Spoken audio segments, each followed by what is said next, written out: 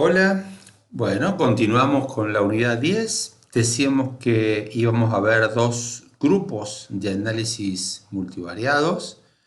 Ya vimos clasificación en el video anterior y ahora vamos a ver todo lo referente a ordenación. Preguntémonos qué son las ordenaciones. Son técnicas que se denominan de reducción de las dimensiones en las que se observan los elementos. Se ha dicho de otro modo, los n elementos van a estar dibujados en un espacio de p dimensiones, o sea, n unidades en las cuales tomé p variables. Entonces las ordenaciones van a reducir la dimensionalidad, reducen la dispersión de datos que está en p dimensiones hacia menor cantidad de dimensiones que resuman parte de la información. Sirven para entender los patrones generales entre las variables y también los patrones generales entre las unidades de observación, entre los elementos. Y sirven para entender las similitudes que hay entre las unidades y también las correlaciones que hay entre las variables que hemos tomado. Vamos a ver el primero de estos análisis, que se denomina análisis de componentes principales. Recordemos, igual que vimos en el video de clasificación, una matriz X que está formada por n por p. Para el análisis de componentes principales vamos a pedir que las variables 1, variable 2, variable 3 sean cuantitativas. Entonces tenemos 2, 4, 5 personas a las cuales se le han tomado 3 variables. Podemos representar entonces a matriz X con esa forma, que es la forma que sabemos representar una matriz en filas y columnas, en la cual cada columna representa una variable y cada fila representa una persona, una unidad. Si nosotros podemos hacer operaciones con eso, vamos a obtener una matriz S, que es una matriz P por P. Recuerden que P son las variables. Se denomina matriz de varianzas covarianzas. Bien, ¿cómo se hace eso? Esa es la matriz de varianzas covarianzas que se obtiene de la matriz X. Esta primera columna es la primera variable. Si nosotros tomamos la varianza de esa variable, va a ser ese valor 2,5. 2,5 es el valor de la varianza de la variable 1.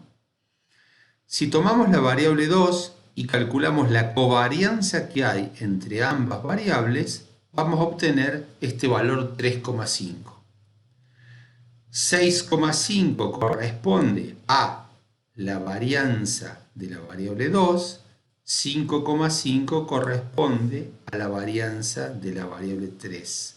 Por lo tanto, en esta traza lo que tenemos, en la diagonal principal, lo que tenemos son los valores de la varianza que hay de cada una de estas variables. Y hacia arriba y hacia abajo, en estas matrices, tenemos las covarianzas que hay entre cada par de variables. También podemos obtener una matriz que es parecida a la matriz R, parecida a la matriz S, que es una matriz R, que se denomina matriz de correlación. La matriz de correlación, como por ejemplo esta, tiene una diferencia con respecto a la matriz de varianzas-covarianzas en términos de lo siguiente. Se puede obtener esa matriz de correlación de dos formas diferentes. Miremos, si nosotros al valor de la covarianza, por ejemplo 3,5, a esa covarianza la dividimos por el producto de los desvíos de la variable 1 y la variable 2, vamos a obtener 0,87. Y como nosotros sabemos, la covarianza dividido el producto de los desvíos nos arroja el valor del coeficiente de correlación lineal de Pearson. Menos 0,74 es dividir la covarianza que hay entre la variable 1, esta que es la variable 1 y 3, a esa covarianza que hay entre la variable 1 y 3, la divido por el producto de los desvíos de la variable 1 y la variable 3 y obtengo el valor menos 0,74, que es el coeficiente de correlación lineal de Pearson entre la variable 1 y la 3. 1, ¿qué es? Es la correlación de una variable consigo misma. Y si ustedes se fijan, en la diagonal principal están las correlaciones de cada variable consigo mismo. Y fíjense que esta matriz es simétrica porque hacia un lado la correlación que hay de la variable 1 con la 2 es la misma correlación que hay de la variable 2 con la 1. De ese modo, puedo obtener la primera de las dos formas para obtener esta matriz de correlación. La segunda de las dos formas que tengo es a la matriz X original, a esta matriz X, la estandarizo y a cada variable estandarizo por separado, a cada variable le resto su esperanza y lo divido por su desvío y voy a obtener entonces los valores estandarizados. Cuando calcule la varianza y la covarianza de los valores estandarizados, me va a dar exactamente esta matriz de correlación. Entonces son las dos formas que tengo para obtener la matriz de correlación a partir de una variable X directamente o a partir de calcular el coeficiente de correlación de la matriz X, S. Bien, si tenemos la matriz S o si tenemos la matriz R, la matriz de varianza-covarianza, nosotros podemos hacer una descomposición espectral. Para quienes cursaron Matemática 2, se trata del teorema espectral. Nosotros sabemos que una matriz A definida positiva de P por P, P son la cantidad de variables, puede ser descompuesta en P autovalores multiplicados por P autovectores, donde cada autovalor es un número que habla de la magnitud de la variabilidad explicada y cada autovector es un vector que me dice hacia dónde va a ir dirigido ese vector que estábamos hablando. Si nosotros tenemos esta matriz de varianzas-covarianzas, que es la que veíamos recién, esta diagonal principal, dijimos que era la traza, me va a decir la varianza que hay en 3 dimensiones a la vez. Porque la varianza que hay, esta es la varianza que hay en la dimensión de la variable 1, esta es la varianza que hay en la dimensión de la variable 2, y esta es la varianza que hay en la dimensión de la variable 3. La varianza total, o sea, la esfericidad que tiene esa matriz, es de 14,5. Y si ustedes se fijan, la matriz de correlación tiene una esfericidad de 3, porque la varianza que hay en la variable 1 es 1, la varianza que hay en la variable 2 es 1 y la varianza que hay en la variable 3 es 1. Recuerden ustedes que cuando decíamos que estandarizábamos, transformábamos una variable que iba a tener un desvío 1, o sea, varianza 1. Si descompongo esta matriz S, voy a obtener 3, porque tiene 3 dimensiones, 3 autovalores, 3 lambdas. Esos 3 lambda corresponden a estos 3 valores que vemos acá, que son 13,13, 0,98 y 0,39. La proporción de la variabilidad total que toma el primer vector es el 91%, el segundo es el 7% y el tercero un 3%, y la proporción acumulada con el último obtenemos un 100%, obviamente. Esos son los valores de los autovalores. Y los autovectores son estos 3 que vemos acá. Este es el primer autovector, donde vemos que la variable 1 aporta al primer autovector un 0,39, un valor 0,39, la variable 2 0,69, la variable 3 menos 0,61. Este es entonces el primer autovector que se relaciona con el primer autovalor. Este es el segundo autovector y este es el tercer autovector. Si nosotros hacemos la misma descomposición espectral en la correlación, nos van a arrojar valores similares, parecidos, pero no exactamente iguales porque hemos hecho una transformación de la variable. Fíjense que descompone la variabilidad también en 3, acá la varianza total es 3, si sumamos estos 3 me va a dar un valor de 3, y estos son entonces cada uno de los autovalores, y esto es el primer autovector, el segundo autovector y el tercer autovector. Entonces, en este caso, fíjense que la variable 1 aporta un poquito menos que la variable 2 y la variable 3 aporta lo mismo pero negativo a este primer autovector, mientras que la variable original, la proporcionalidad de lo que aporta es diferente. Entonces hay un pequeño cambio en cuánto aporta cada una de las variables a los vectores, porque no es exactamente lo mismo. Entonces es importante saber si vamos a hacer una descomposición con la matriz de varianza-covarianza original, es decir, que respete la métrica, la medida de cada una de las variables que están en la matriz X, o si vamos a trabajar con una matriz de correlaciones donde lo que va a usar es la variable transformada. Ahora, si en vez de los vectores o variables que teníamos en un espacio original de p dimensiones, como en el espacio que me generaba esa matriz X, reescribo el espacio en función de estos nuevos autovectores, que van a ser P autovectores, que en nuestro caso son 3, entonces vamos a redibujar los n elementos en un espacio nuevo, por ejemplo de 2 dimensiones. Este es el espacio de 3 dimensiones originales, acá tenemos el 0, 0, en este caso tenemos la variable 2, acá en este caso tenemos la variable 3, y acá en este caso tenemos la variable 1, y cada uno de los puntos está dibujado en este espacio de 3 dimensiones. Lo que voy a hacer es dibujar ahora ahí el primer autovector, ese primer autovector que es el que absorbe la mayor variabilidad de esa variable, dibujo el segundo autovector, y si ahora redibujo en esos dos autovectores los nuevos n puntos, me va a quedar un gráfico como este, siendo que este es el primer autovector que absorbe la mayor variabilidad y este es el segundo autovector. Este es el gráfico que queda realizado por Infostat. Fíjense que el primer componente principal absorbe el 91% y el segundo componente un 7%. Y lo que va a hacer el soft es quitar esta cruz del medio, donde pasan los autovectores, correr el gráfico, los ejes, para que se vea claramente la similitud o disimilitud que hay entre esos 5 elementos, teniendo en cuenta gran parte de la variabilidad original que estaba en 3 dimensiones.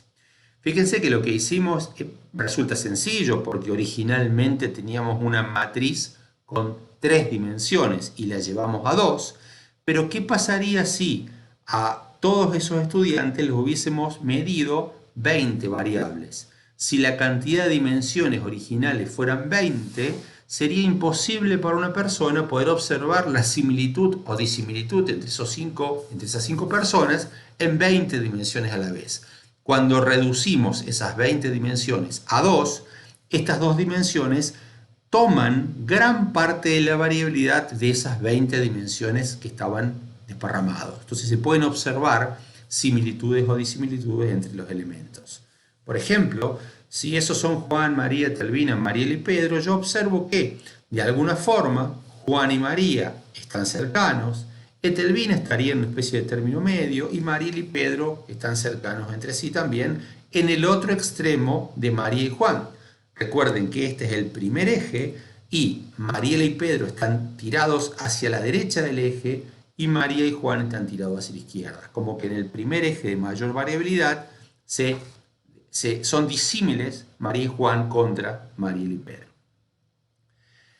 Aquí tenemos el mismo gráfico anterior, pero además le hemos sumado algo que se puede hacer en paralelo, que es hacer lo que se denomina un biplot.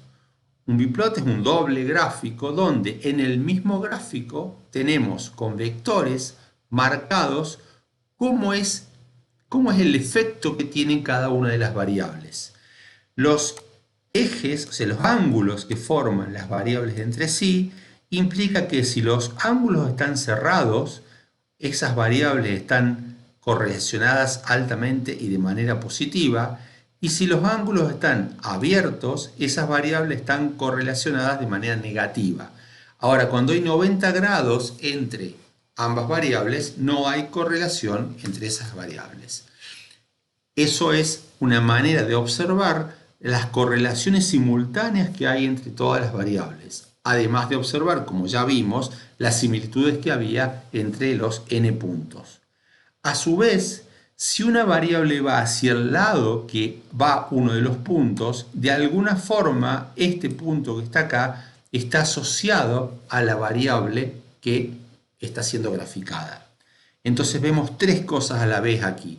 Vemos por un lado las correlaciones simultáneas que hay entre todas las variables, por otro lado vemos la similitud que hay entre las unidades o elementos y por último vemos una especie de cercanía entre variables y unidades.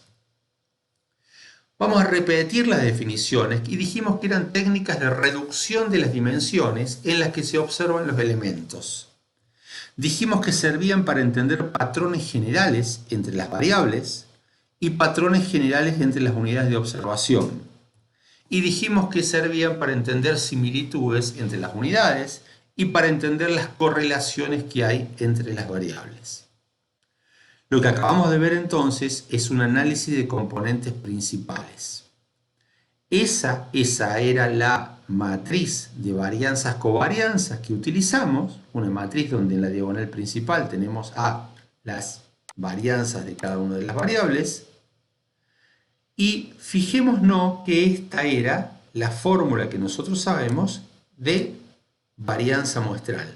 La única diferencia con la fórmula que sabemos es que el 1 dividido en n-1 lo sacamos afuera de la sumatoria, pero esa es la fórmula de la varianza muestral que nosotros conocemos. Lo que sería esto si queremos saber cuál es el desvío muestral.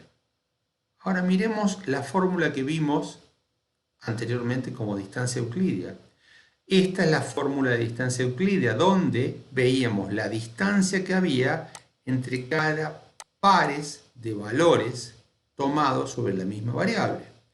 Fíjense que la única diferencia que hay entre esta fórmula y esta fórmula, además del n-1, que es una constante, es que aquí estamos viendo la distancia de cada valor de la variable con un representante, y acá estamos viendo la fórmula de cada valor de la variable con otro valor de la variable y no elegimos un representante. Por lo tanto, ¿se acuerda que habíamos dicho que la varianza, ¿sí?, es una medida de distancia? Lo hemos visto todas las veces. Cuando vimos análisis de la varianza, hemos visto que la varianza era, o el desvío también, una medida de distancia, y lo que estamos viendo es que la varianza no es nada más ni nada menos que una distancia euclídea. ¿Para qué queremos saber esto? Porque la pregunta es si podemos obtener autovalores y autovectores que descompongan la variabilidad con otras matrices de distancia que no sean distancias euclídeas. O sea, si tenemos una matriz X, donde tenemos n unidades y p variables, y tenemos una matriz que esa matriz que estamos viendo es una matriz de varianza-covarianza, es decir, una matriz de distancias euclídeas, ¿podemos pensar en matrices S con otras distancias que no sean euclídeas? La respuesta es sí. Hay otros análisis de ordenación que me permiten trabajar con otras medidas de distancia. Por ejemplo, el análisis de correspondencia. El análisis de correspondencia es un análisis muy utilizado que utiliza distancias chi cuadrado. ¿Se acuerdan cuando vimos la asociación entre dos variables cualitativas? Queríamos saber si dos variables cualitativas eran independientes o no eran independientes. Y trabajábamos con una distancia chi cuadrado que tenía que ver con la diferencia entre lo observado y lo esperado. Esa distancia chi cuadrado es la que se utiliza en los análisis de correspondencia. Y eso hace que en los análisis de correspondencia permite trabajar con variables categóricas también. Entonces, esa es una posibilidad. Y también en ecología se utilizan los análisis de correspondencia de tendenciado o de trended. ¿Cuál es la diferencia que hay? Usa una distancia chi cuadrado igual que el de correspondencia, pero está probado que si lo que está mirando un ecólogo son gradientes ambientales grandes, hay una especie de trampa matemática que tuerce esos gradientes ambientales. Por lo tanto, el análisis de tendenciado lo que hace es como partir, digamos, torcer el primer autovector para que pueda seguir los gradientes ambientales y poder representar mejor la variabilidad ambiental en gradientes de temperatura, gradientes de salinidad, gradientes de contaminación. El análisis de coordenadas principales, en realidad, más que un análisis, es como si fuera un grupo de análisis, porque permite trabajar con muchas distancias diferentes. Por ejemplo, trabaja con la distancia euclídea. Entonces, si yo hago un análisis de coordenadas principales y trabajo con distancia euclídea, estoy haciendo un análisis de componente principal. Trabaja con distancia chi cuadrado, quiere decir que estoy haciendo un análisis de correspondencia. Y también trabaja con otras distancias utilizadas como Bray-Curtis, Sorensen, Jacquard, Simple Matching. Por lo tanto, el análisis de coordenadas principales me permite relajar la obligatoriedad que tenía antes para trabajar con variables cuantitativas y me permite trabajar con variables cualitativas porque fíjense que puedo hacer un simple matching tranquilamente. Este es un ejemplo de una publicación reciente sobre ciertas variables tomadas sobre el mosquito Aedes aegypti, el transmisor del dengue, y fíjense que el gráfico de la izquierda lo que tiene es separa a los distintos muestreos en función de continentes para ver cuán símiles o disímiles son las unidades que tenemos en función de qué continente se produjo el muestreo. Hay África, hay Asia, hay Norteamérica y Centroamérica, bueno, etc. Entonces, fíjense que, contrariamente a lo que vimos nosotros, el primer componente principal se lleva solo el 16%, el segundo componente se lleva el casi 9%, pero se ve que a los fines de esta investigación, el 25% explicado en este gráfico, recordemos que es el 25% de la variabilidad original que se encuentra en P dimensiones. Decíamos, se ve que el 25% le es suficiente a los investigadores para tomar conclusiones a partir de este gráfico de componente principal. El segundo gráfico es otro gráfico que tiene que ver con lo mismo, pero separado en países y también buscan agrupar en países estos elementos, ¿sí? estos muestreos que se realizaron, y a partir de esto le permite generar hipótesis acerca de la ordenación de las similitudes de los muestreos que tienen estos investigadores. Bueno, muchas gracias entonces. Lo que hemos visto para cerrar esta unidad han sido análisis multivariados en general. En el primer video vimos los análisis de clasificación y este segundo video hemos visto una introducción a los análisis de ordenación. Muchas gracias.